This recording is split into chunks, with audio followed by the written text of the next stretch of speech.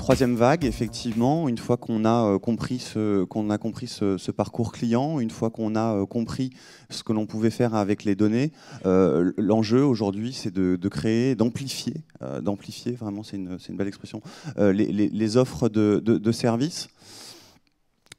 On vous a demandé effectivement comment vous alliez amplifier vos offres de services, quels étaient les objectifs qui vous poussaient à le faire, dans une approche tactique, on l'a vu en introduction.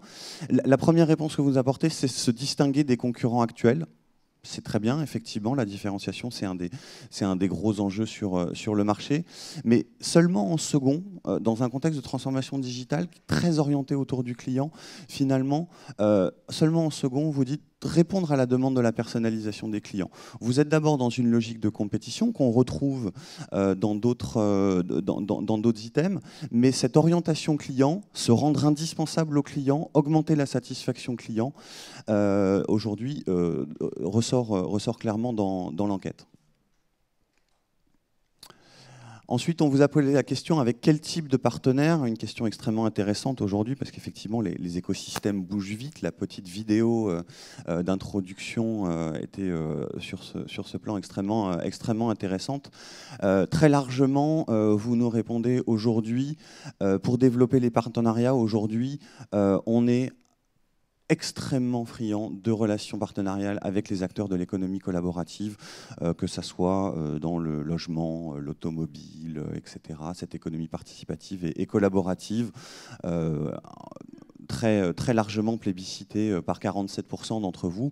On retrouve des items un peu plus classiques, entre guillemets, de type des partenariats avec des experts de tel ou tel métier, de tel ou tel segment, et puis avec, alors classique, avec des constructeurs automobiles, etc. Mais on retrouve, là encore, vous avez pris dans le champ des possibles et vous regardez les nouveaux concepts émergents à travers les partenariats que vous pouvez passer avec les sociétés extrêmement innovantes du monde des fintech et de l'insurtech. La plupart d'entre vous ont des incubateurs justement pour accueillir cette innovation et être au plus près de ces évolutions. Et puis 34% d'entre vous déclarent avoir des développements de partenariats avec les acteurs de l'Internet des objets, encore une fois là autour de la santé connectée, de l'automobile connectée, la maison connectée, toutes ces connexions possibles. Là, ça nous a un petit peu étonné également. Ensuite, on vous a demandé ces nouveaux partenariats aujourd'hui, sur quel marché visez-vous ces partenariats et pour développer quel segment de marché. Vous nous répondez très massivement vie, santé, auto.